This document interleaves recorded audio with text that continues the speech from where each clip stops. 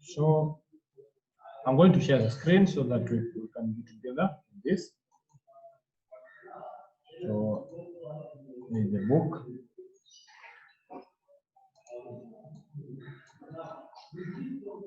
Yesterday class was trying to solve some equation using the graph and locating the point on the y-axis through the x-axis.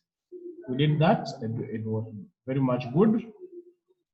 So without much ado on that topic, I want us to take two examples from the exam practice on graph 1, that is page 48. Just two examples, then from there, you're going to start another topic. But because the time is gone, you're going to just take some examples for today's lesson. So tomorrow you're going to start on the other new topic. But on that, there's some work that I did send you in Google Class. You haven't even attempted it. I've not seen your response.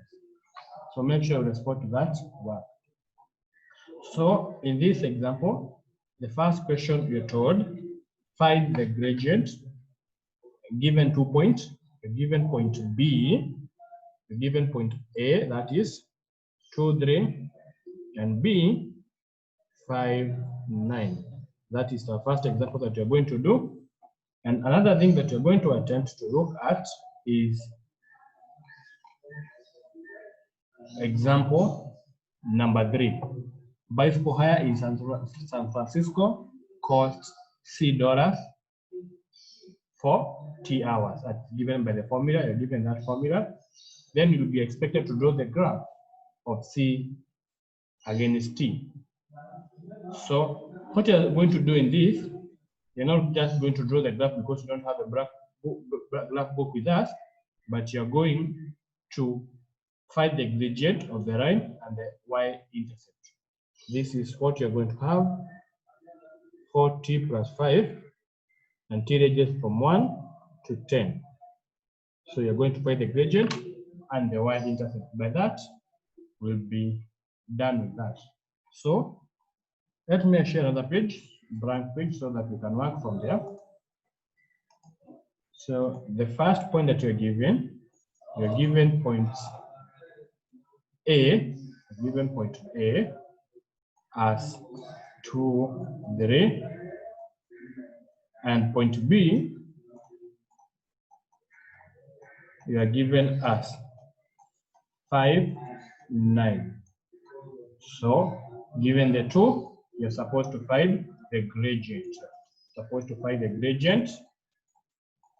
The gradient M, call it M. And the gradient M is given as a rise over run. That's very important for you to keep remembering. Rise over run, which is the same as change in y-axis, change in y-axis divided by change in x-axis. So the rise or line, rise over run, which is also can be expressed as change in y-axis over change in x-axis. Now, to get change in y-axis, you're going to have the farthest point of y minus the closest point of y. The farthest is at point B, which is 9, minus 3. That is change in y. Then changes in x. You're going to take the farthest point, that is point B. We have to take 5 from point B. That is the values of x-axis in point B. Then subtract the values of point x in point A. So this one is going to be 5 minus 2. You're going to get 9 minus 3. You're going to get 6 over 3. And therefore, 6 over 3, you're going to get the final answer as, divide 6 by 3, getting 1. Divide this one by 3, you're getting 2. So you're going to get the gradient as 2. So your answer, M is given as 2. M is given as 2. That is 4, point A, 2.3, 2 and 3, and point B, 5 and 9. Now, what if you are given an equation? You're supposed to find the gradient of the line, and at the same time, you're supposed to find the y-intercept. And at that point, that you're required to do is to sketch that graph in the x-y axis. So, by that question, you're given that C is equal to 40 plus 5. So in this equation, C represents values in the y-axis, while T represents values in the x-axis. So this equation can be written as y is equal to mx plus c, where y is the values of t, y is the values of x, and t is the values of t is the values of x, y is the values of c. So m is the gradient. So from the equation c is equal to 40 plus 5, you are going to get gradient m is equal to 4. The gradient m is equal to 4 because it's that number that comes before the x value. In this case, 4. You're not going to take 40. You're going to take 4. You're going to take 4. So another thing that you're supposed to find y-intercept. Y-intercept is the point where, so I say y-intercept is the point where the line cut the y-axis. So we are going to find y-intercept.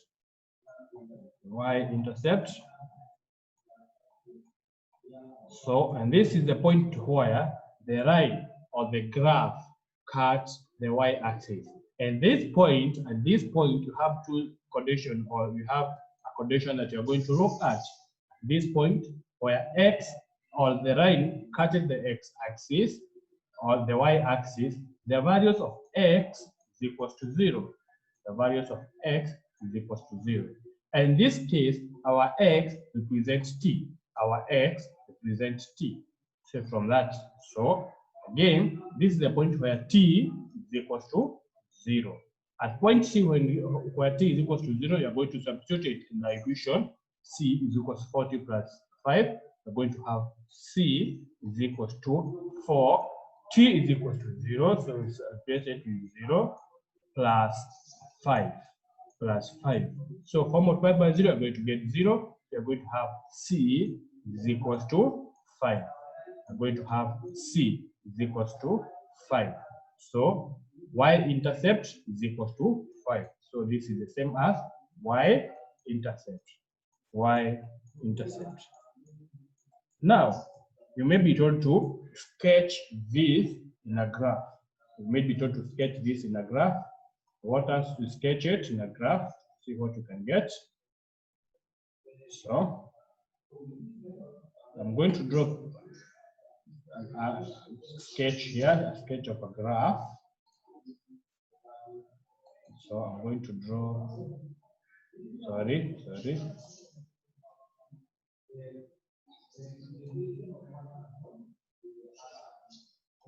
I'm going to draw a sketch of the graph. And this you're going to have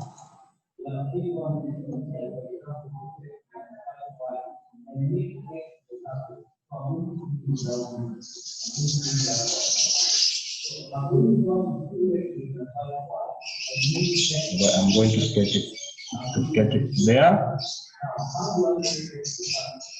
So this is the x-axis. This is the y-axis, and this is the x-axis. And the values in the x-axis in this equation is represented by letter T. That's represented by letter T. Let us write T there. And this one, the other side is represented by letter C. Write C there. So you're going to divide into equal intervals. Let us divide in equal intervals. Dividing into equal intervals. This will be the first point. I'm going to change the color so that you can see the points clearly. that you can say that is the first point, second point, third point, fourth, fifth, and so on. The x-axis the same, 1, 2, 3, 4, 5, 6, 7, and so on. So those are just sketch points. Now we have the equation. C is equals to 40 plus 5. So if that's the equation, t being the x-axis, we can take the values of t arbitrarily. We can choose any value in that line. The values of t can be chosen arbitrarily. So you're going to have a small table here. You're going to draw that table. Here you're going to have x, or sorry, you're going to have t, because now our x is represented by t. You're going to have t. You're going to have t here, and the other one here you're going to have c. So I choose 3 points. The first point you're going to choose, you can choose point 1. Point t is equals to 1, or let's choose when t is equals to 1, c is equals to 9. T is equals to 1, t is equals to 9. Why? Because you're replacing wherever you have t, you put 1. This will be 4 multiplied by 1 plus 5. So it's going to be 9. So when t is equals to 2, t is equals to 2, t is equal to 2, this is 4 multiplied by 2 plus 5. 4 multiplied by 2 is 8 plus 5, you're going to get 13. The values of c is 13. What about you have like t as -1. You have t as -1. You can take the other side of the right, -1. So this is going to be negative 4t, -4, because t is -1. So this one is going to be -4 plus 5. You're going to have 1. So you have the points. So having the point, remember you have the negative side here. So this is -1, 1, 2, 3, 4, 5, 6, 7. Then you have 8, 9, 10. 8, 9, 10. So then if that's the case now, this is 1, 2, 3, 4, 5. That's now the case. Plot the point at t is equals to 1, and t is equals to 1, x or y is equals to 9. Y is equals to 9. So, sorry, a graph cannot accommodate that number, so you're going to adjust it. Allow us to adjust the graph. So that we can accommodate on the number provided in our table. So if this is now the case, you're going to have this graph there. We'll have that. So let us choose this color of the graph, or just let us use that. Now we're going to draw a straight line, or graph to be drawn in a straight line. So it's going to be this way. You're going to have that. Then you're going to have the x-axis. You're going to have the x-axis. Sorry for this, I didn't include it. So this one, you're going to have the point. Let us have the point now in green. We're going to have point 1, 1, 2, 3, 4, 5, 6, 7, 8, 9, 10, 11, 12, 14, 13 is here. There now.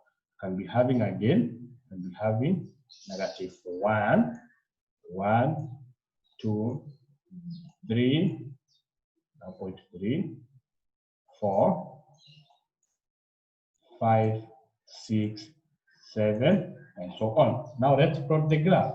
Now when t is equal to 1, y or c is equal to 9. So we're going to prove that one. When t is equal to 1, 1 is here, 1 is here, this is 1. So that is the one. If t is equal to 1, so we're going to have 9. So 1, 2, 3, 4, 5, 6, 7, 8, 9. So the line will pass through here. The line will pass through here. So when t is equal to -1, when t is equal to -1 this side, y or c is equal to 1. So it's somewhere here. And when t is equal to 2 at this point, when t is equal to 2, y or c is equal to 13. So it's somewhere here. Now, let's join this point. Let's join this point with a straight line. I'm going to join this point in a straight line. So now, let's see drawing it in a straight line. I'm going to draw it in a straight line. Straight line, we join these 2 points. Start from this side.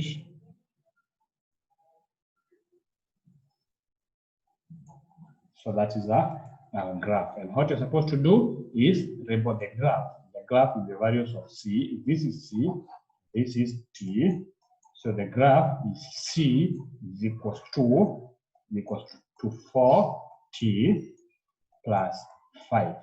That is our graph. We must label it that c is equals to 4t plus 5. That's how you draw the graph. That's how you draw a graph. Let's now try to look something else and try to end up our today's lesson. So it's some extra question or some extra example. So